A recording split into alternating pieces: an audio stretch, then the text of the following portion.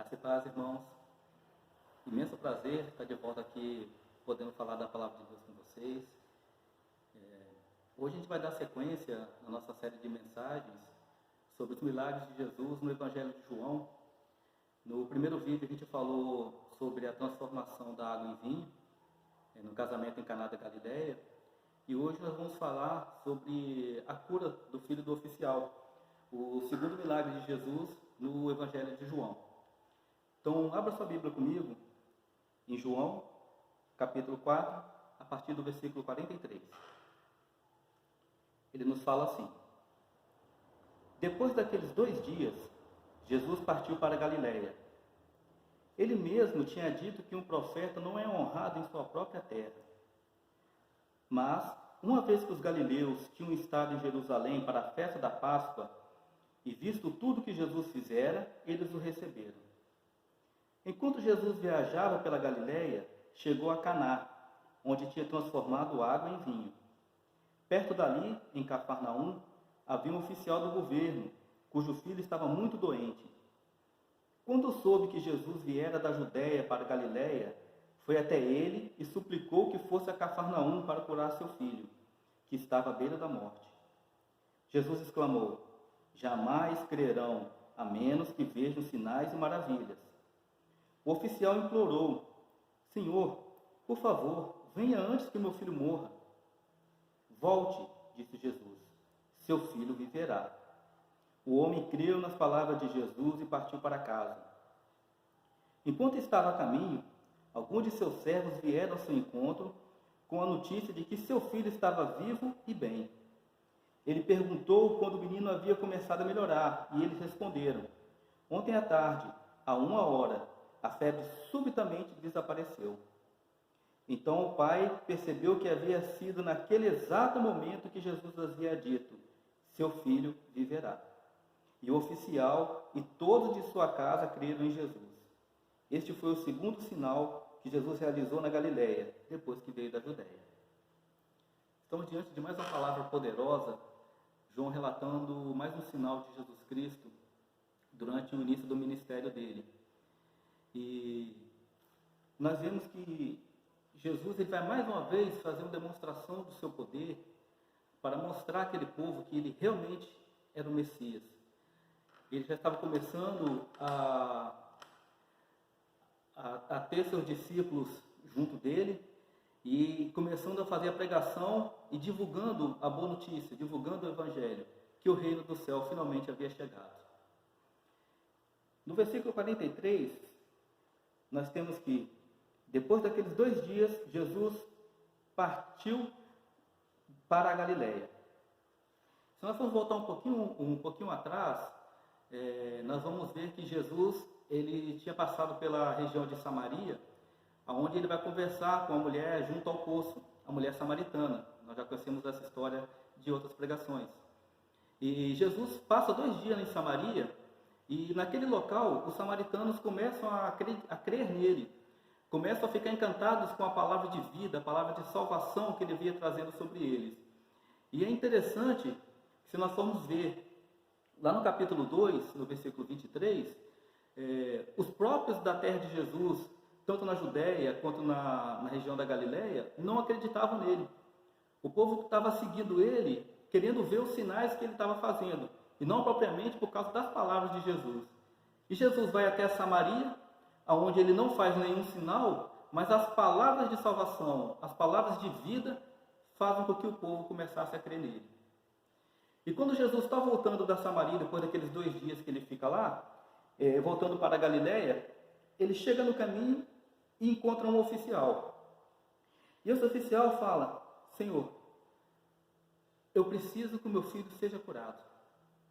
O filho dele provavelmente estava à beira da morte, e quando ele ouve que Jesus estava próximo daquele local, ele vai até Jesus, pois provavelmente já conhecia a fama que Jesus tinha naquela região, depois do milagre que ele fez e depois das grandes maravilhas que Jesus vinha pregando na região. Ele vai até Jesus em busca de um milagre. E aquele oficial vai até Jesus e ele implora ao Senhor: Senhor, venha até minha casa para que meu filho seja curado. Jesus certamente conheceu o coração daquele homem e viu o desespero. Se a gente se colocar no lugar de um pai, vendo o filho morrer, passando por febre alta, à beira da morte ali, imagina o desespero daquele pai. Ele era um oficial, provavelmente ele levou o filho dele nos melhores médicos que o dinheiro dele podia pagar. E mesmo assim, ele não teve uma resposta, ele não teve uma saída. E quando ele não tem mais a resposta, quando ele não tem mais a saída, ele vai até Jesus. Olha que contraste. Jesus, quando ele está no meio dos seus, ou seja, do seu próprio povo, o povo começa a procurar ele em busca de sinais, em busca de milagres. Mas aquele homem, ele vai não só pela curiosidade, aliás, ele não vai pela curiosidade, ele vai porque ele estava no desespero, e ele vai naquele única pessoa que realmente poderia ser o último recurso para a vida do filho dele. E ele encontra com Jesus. E é interessante que Jesus poderia ter usado este evento para poder se aproximar de alguém de importância, né? Ele era um oficial, e então ele poderia ter ido à casa dele, ele poderia ter sido visto andando nas ruas como um oficial romano, mas não. O que Jesus faz? Ele fala para ele: volta para casa, o seu filho viverá. Quando Jesus fala, é a palavra de poder. Quando Jesus determina, nada pode impedir que a palavra de poder se cumpra. Jesus, ele mesmo o Verbo, a palavra viva, aquele que estava desde a eternidade, estava na fundação da terra, no princípio de tudo, ele mesmo sendo Deus, nada pode frustrar as palavras de Jesus. Nada pode impedir as palavras de Jesus de acontecerem. E Jesus fala para aquele homem: volta para casa, o seu filho vai viver. E a palavra nos fala que aquele homem creu em Jesus. E ele volta para casa. E quando ele está chegando em casa, os seus servos vêm de encontro a ele e falam: olha, o menino está bem. O menino melhorou. E ele pergunta: a que hora que aconteceu isso? E o servo dele fala com ele: foi por volta de 1 hora. E ele lembra: eu estava com Jesus na hora que Jesus falou isso. Foi naquele momento que o meu filho foi curado. E não só ele, como a casa dele também crê em Jesus Cristo a partir dali. Olha que palavra poderosa. Que palavra de magnificência do nosso Senhor Jesus Cristo. Nós podemos tirar como lição desse texto, meus irmãos, 2 situações. A primeira, tenha fé. Aquele homem creu. E a fé dele fez com que o filho dele fosse curado. Porque Jesus olhou no coração dele e viu que ele tinha fé para poder agir. E o segundo ponto, a sua fé tem que estar alinhada com a vontade de Jesus na sua vida. A sua fé alinhada à vontade de Deus, ela não tem limite. Porque se for da vontade do Senhor e você crê, tudo Ele pode fazer. Nada pode frustrar os planos dele. E basta a palavra dele, de determinação, que você vai obter a vitória que você está querendo. Se você quer orar por alguma coisa boa, se você quer orar de uma forma correta, ore para que se cumpra a vontade de Deus na sua vida, meu irmão. Pois a vontade de Deus, ela é soberana e ela não pode ser frustrada, ela não pode ser impedida. Então ore para que a vontade de Deus se cumpra na sua vida. E você através desse princípio de obediência e reconhecimento da soberania de Jesus na sua vida, você vai ver que a sua vida vai melhorar imensamente. Porque fazer a vontade de Deus é o nosso propósito enquanto estamos aqui nessa terra. Nós fazemos a vontade daquele que nos criou. Nós voltarmos à nossa origem, ao plano ideal de Deus para nós. É fazer a vontade do nosso Pai. Nós somos feitos para honrar e bendizer o nome dEle, para louvar ao Teu santo nome e fazer a vontade de Deus.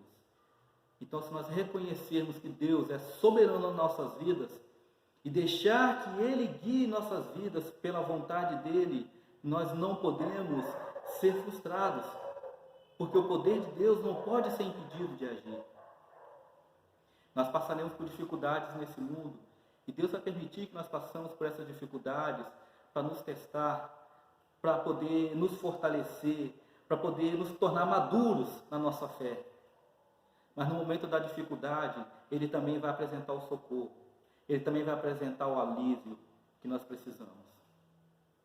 Este é o Deus que nós servimos. Vamos buscar, irmãos, termos fé e acreditar que a vontade do Senhor não pode ser impedida. E deixar que o Senhor faça a vontade dEle através das nossas vidas.